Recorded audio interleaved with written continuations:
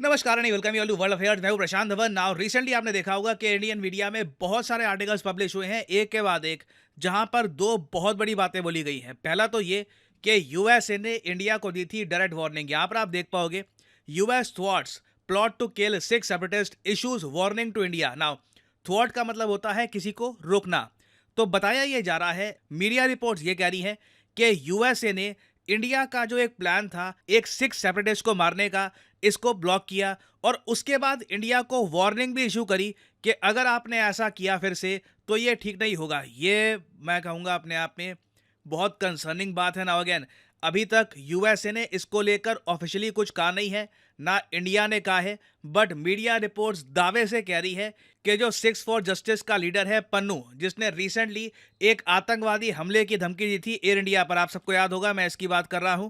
इसकी video social media पे काफ़ी वायरल हुई थी, जहां पर यह धमकी दे रहा था इंडियंस को कि ये कुछ बड़ा एक्शन लेगा। वर्ल्ड कप के बारे में भी धमकी दे रहा था कि जो इंडिया में रिसेंटली वर्ल्ड कप हुआ है उसे भी ये प्रॉपरली कंक्लूड नहीं होने देगा। इसी से रिलेटेड रिपोर्ट्स आ रही है कि यूएसए इसको बचा के रख रहा है और इंडिया का जो प्लान था इसको न्यूट्रलाइज करने का, यूएसए ने इसको ब्लॉक कर दिया था और उसके बाद इंडिया को धमकी भी दी थी। और वैसे मैं आपको बता दूं, पन्नू बिल्कुल आज के समय इंडियन सिक्योरिटी एजेंसीज के रेडार पे है। आपको पता होगा कि जो नेशनल इन्वेस्टिगेशन एजेंसी है, इन लोगों ने ऑलरेडी यूएपीए के under, unlawful activities prevention act के अंडर इसको बुक कर लिया है। मतलब कि जैसे ही हमारी इंडियन एजेंसीज ने इसको कहीं पर देख लिया, इमीडिएटली ये धरा जाएगा। और एनआईए ने इसको यूएपीए के अंडर बुक भी इसलिए किया है क्योंकि इसने एयर इंडिया के एक प्लेन को डिस्ट्रॉय करने की धमकी दी थी अपनी वीडियो पर।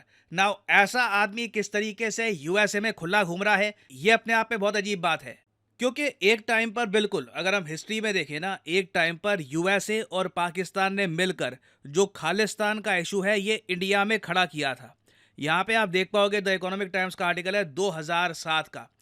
क्या था कि इस टाइम एक फॉर्मर रॉ के ऑफिसर ने ओपनली ये बात कही थी कि मेरे पास प्रॉपर डॉक्यूमेंटेड एविडेंस है और मैंने खुद ये चीज़ देखी है कि 1971 में जब यूएसए और पाकिस्तान की बड़ी हार हुई थी और बांग्लादेश एज ए कंट्री बन गया था, तो उसका बदला लेने के लिए सीआईए, जो सेंट्रल इंटेलिजेंस एजेंसी है यूएसए की, और आईएसआई, पाकिस्तान की इंटेलिजेंस एजेंसी, इन दोनों ने मिलकर एक प्लान ये बनाया कि पंजाब में ना सिख सेपरेटिज्म को ये खड़ा करेंगे, बहुत सारे ऐसे एलिमेंट्स को खड़ा करेंगे जो इंडिया से अलग होना चाहते हैं। और यहाँ पे आप देख पाओगे प्रॉपरली इसके बारे में लिखा हुआ है। बी रमन साहब ने ये बात बताई थी कि this plan envisaged the encouragement of a separatist movement among the Sikhs for an independent state to be called Khalistan in 1971, one saw the beginning of a joint covert operation by the US intelligence community and Pakistan ISI to create difficulties for India in Punjab. और ये सारी बातें इन्होंने अपनी किताब में लिखी हैं। यहाँ पे आप देख पाओगे डाउन द मेमोरी लेन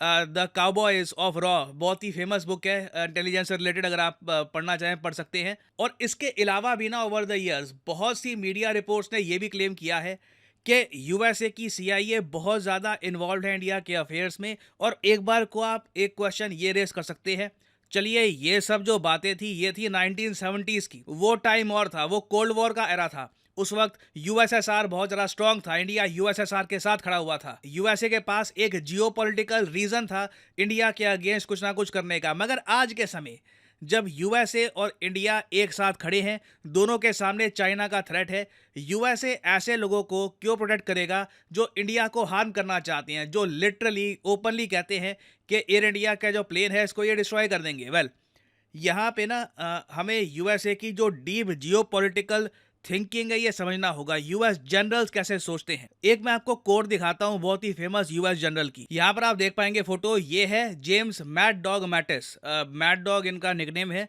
क्योंकि जब ये यूएस जनरल थे, इनके टैक्टिक्स, इनका अग्रेशन अलग ही लेवल का होता था, तो इनको ये निकनेम दिया गया था कि मैड डॉग है, ये किसी की सुनते नहीं है। बाद में डोनाल्ड ट्रंप के अंडर ये यूएसए के सेक्रेटरी ऑफ डिफेंस बने थे, मतलब कि आप कह लीजिए उनके रक्षा मंत्री बने थे। बहुत ज़्यादा पावरफुल पोस्ट होती है यूएसए का रक्षा मंत्री बनना। तो मैटिस ने एक बार ये कहा था, have a plan to kill everyone you meet.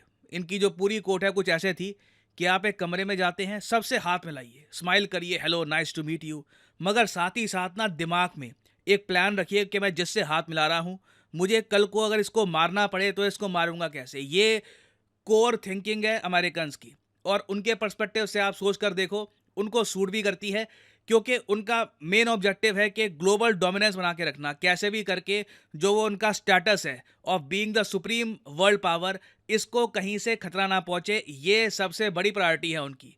USA की मेन प्रायोरिटी ये नहीं है कि इंडिया यूएस रिलेशंस को वो कहीं और लेकर जाएंगे, दोनों मित्रों की तरह रहेंगे और बस जय वीरू वाली दोस्ती होगी, ऐसा कुछ नहीं है। कल को मान लीजिए इंडिया लगातार ग्रो करता रहता है, जो ग्रो करता रहेगा, इंडिया बहुत ही जल्द दुनिया की तीसरी सबसे बड़ी इकोनॉमी बन जाएगी। कुछ एक दो दशक बाद हमारा जो डिफरेंस है यूएसए के साथ in terms of nominal GDP, ये भी काफ़ी हद तक कम हो जाएगा। इंडिया कॉन्स्टेंटली ग्रो करता रहेगा। कल को अगर मान लीजिए, हाइपोथेटिकली स्पीकिंग, इमेजिन करके देखिए, ये मैं आपको कोई यूनिक सिनेरियो की बात नहीं कर रहा, मान लो कल को चाइना में कोई ऐसा लीडर आता है, वो इंडियंस को कहता है कि चलिए आज के आज बैठ के हम एक प्लान बनाते हैं कि जो भी बॉर्डर को लेकर डिसएग्रीमेंट्स हैं हम एक दो महीने में इनको सॉल्व कर देंगे। जो ज़मीन आपको चाहिए आप लो, जिस ज़मीन को लेकर डिस्प्यूट है, चलिए कुछ एक सिंपल सा फॉर्मूला निकालते हैं, ख़त्म करते हैं सारे इशू को, बॉर्डर पे पीस लाते हैं और दोनों कंट्रीज फिर मिलकर काम करेंगे। कल को ऐसा कोई चाइनीज़ लीडर कह देता है और इंडिया चाइना के साथ हाथ मिला लेता है। याद रखिएगा इंडिया ऑलरेडी ब्रिक्स का मेंबर है, एससीओ का मेंबर है, तो ये मैं आपको ये नहीं कह रहा कि कोई इम्पॉसिबल सिनेरियो है, कल को हो सकता है। यूएसए उस केस में क्या करेगा कि पहले तो चाइना से डील करना ही था, अब इंडिया चाइना के साथ और खड़ा हो चुका है, फिर वो क्या करेंगे? तो कहीं ना कहीं देखिए यूएस अपने एसेट्स बनाकर रखेगा। एक इंडिया की जो आप कह लीजिए वीकनेस है, जो लोग इंडिया को तोड़ना चाहते हैं उनके साथ यूएस कहीं ना कहीं डीप रिलेशंस बनाकर रखेगा कि कल को अगर इनको मान लो अपने मित्र के साथ भी कुछ करना हो तो ये करे। ये जो सोच है it is very much ingrained in the US philosophy के have a plan to kill everyone you meet. तो कहीं ना कहीं देखिए ये एक ट्रू फेस है यूएसए का। और अगर आप सोचते हैं वाह दुनिया कितनी अनफेयर है, यूएस ऐसा निकला, देखिए हर major super power in the end इसी तरीके से ऑपरेट करेगी। इस पे सरप्राइज होने वाली बात नहीं है। नीड यही है कि हम बस एक रियलिटी में जिए, रियलिस्टिक अप्रोच रखें, ज़्यादा इमोशनल ना हो। जियो पॉलिटिक्स में इमोशन का आपको कोई स्कोप मिलेगा नहीं। और अभी इस टॉपिक से रिलेटेड देखना होगा कि यूएस की तरफ से क्या स्टेटमेंट आती है, यूएस यहाँ पर क्या कहता है। अगर यूएस जेन्युइनली कह देता है कि हाँ जी हमने ये सब किया था, तो इससे ऑब्वियसली इंडिया यूएस रिलेशंस को भी एक बहुत बड़ा सेटबैक लगेगा।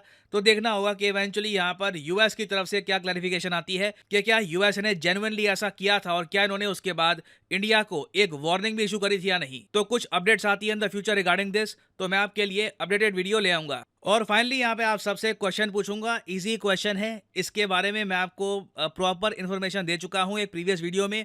क्वेश्चन यहाँ पर यह है कि रिसेंटली किस कंट्री में इलेक्शन हुए हैं और उसके बाद हैवियर मिले ये जीते हैं और ये बन चुके हैं नए प्रेसिडेंट। ये है यहाँ पे आपकी ऑप्शंस, यूएसए, अर्जेंटीना, ब्राजील या फिर जापान। कमेंट सेक्शन में करिए उत्तर। इजी क्वेश्चन है, इस पर मैं आपको जानकारी दे चुका हूँ। मैं चाहूँगा आप सब लोग इसका आंसर करें, करेक्ट आंसर करें कमेंट सेक्शन में। और अनअकैडमी के प्लेटफॉर्म पर मेरी कुछ एक्स्ट्रा क्लासेस भी हैं, आप देखना चाहें देख सकते हैं। यहाँ पे PD10 कोड यूज़ करके जो क्लासेस हैं ये आप देख सकते हैं। कई टॉपिक्स होते हैं जिन पर मैं चैनल पे वीडियो नहीं बना पाता, तो वो यहाँ पे आपको मिल जाया करेगा। So enjoy these classes. Thank you, thanks for listening and as always may the gods watch over.